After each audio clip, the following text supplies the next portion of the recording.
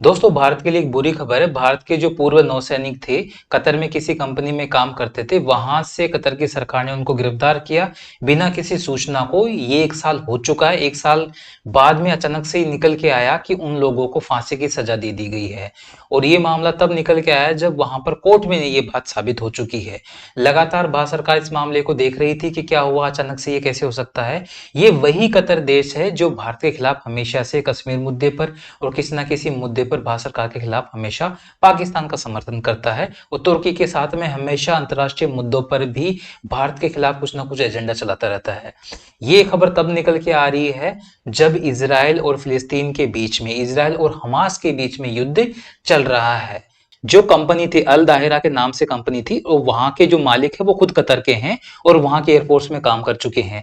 उनकी कंपनी में थे, उनको भी गिरफ्तार कर लिया गया। इसके साथ में ये कहा गया है कि भारत से हमारा क्या लेना देना था, हमारे यहाँ पर काम करने वाले थे और हमने उनको गिरफ्तार किया। और ये बात खुलकर तब आई जब पिछले साल अक्टूबर के आसपास एक महिला का ट्वीट आया और उसमें ये लिखा गया था कि भारत के जो सैनिक है, जो भारत के लिए काम करते थे, भारत की सेवा कर चुके हैं और उनको काफी मेडल मिल चुके हैं, वो कतर की सरकार ने उनको गिरफ्तार करके गुप्त तरीके से डाल रखा है और भारत को इसकी सूचना भी नहीं दी गई। और उन्होंने नरेंद्र मोदी अपने पीएम को भी ट्वीट करके उनको वहां पर टैग कर दिया। तब जाके हमें पता चला कि एक्चुअल में ये मामला क्या चल रहा था। भारत ने काफी दिनों से इस मामले को थोड़ा सा ध्यान में रखा, लेकिन कतर, जो आप लोग जानते हैं, कतर हमेशा से भारत का एंटी रहा है कश्मीर मुद्दे पर।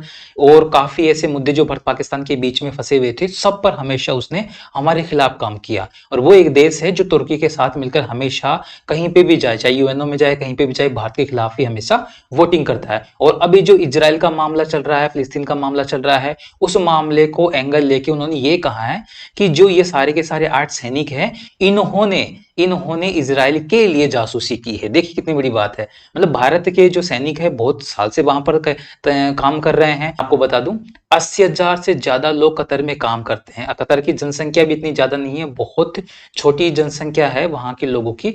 आप समझ लीजिए कि दिल्ली का जो नोएडा इलाका है, वहां के आधी से भी आधी जनसंख्या है, कुछ लाख के आसपास। अब वो ऐसा देश जो भारत के खिलाफ हमेशा से एजेंडा चलाता है, भारत के खिलाफ हमेशा इकट्ठा रहता है, 8 लोगों को, हमारे लोगों को उन्होंने वहां पर मौत की सजा दी है। और आप लोग जानते हैं कतर के मामले में इस्लामिक देश है, काफी ज्यादा हार्ड कानून है। एक पहले ही 3-4 साल पहले का एक मामला आया था मुंबई का। एक कपल थे, मुंबई से बैठे थे, उनके रिश्तेदारों ने गलत तरीके से उनके बीच में उनको फंसाने के लिए कुछ डाल दिए, ऐसे ड्रग्स वगैरह डाल दिए। वो कतर में जब पहुंचे तो वहां के जो सिक्योरिटी थी, वहां पर उनको अरेस्ट कर लिया गया, उनको 10 साल की सजा दी गई थी।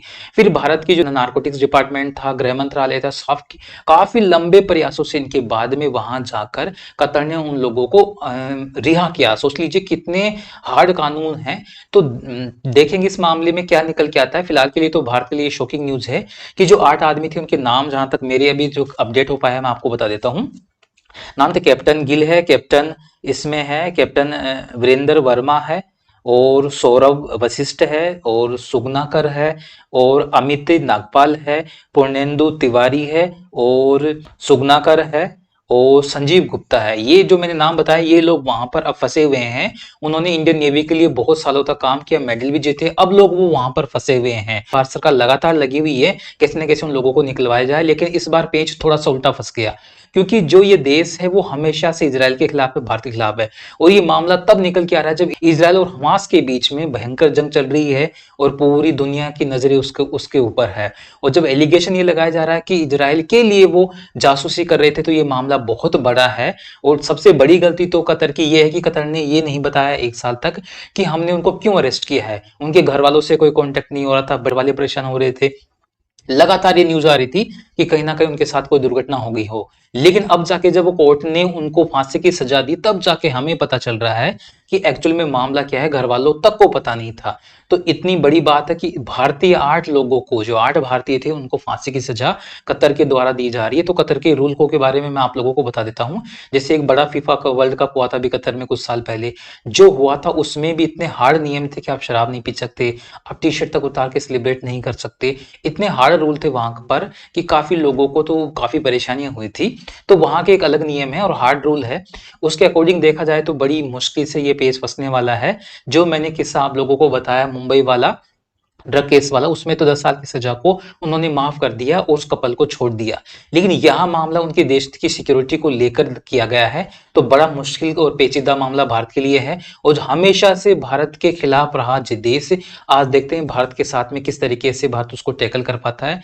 जरूरी है जल्दी से जल्दी हमारे आटो के आटो लोग, हमारे सैनिक देश के पास वापस आए और ये मामला जल्दी से निपटे। हालांकि इस मामले को काफी तूल पकड़ लिया गया है और अंतर्राष्ट्रीय स्तर पर भी भारत ने इस मामले को उठाया है, तो जरूर इसका कुछ ना कुछ सोल्यूशन निकलेगा। देखते हैं इस बारे में और क्या निकल के आता है। तब तक के लिए चैनल को सब्सक्राइब कीजिए, न्यूज़ पे बने रहिए हमारे चैनल के ऊपर नए नाम के साथ में। सभी को थैंक यू।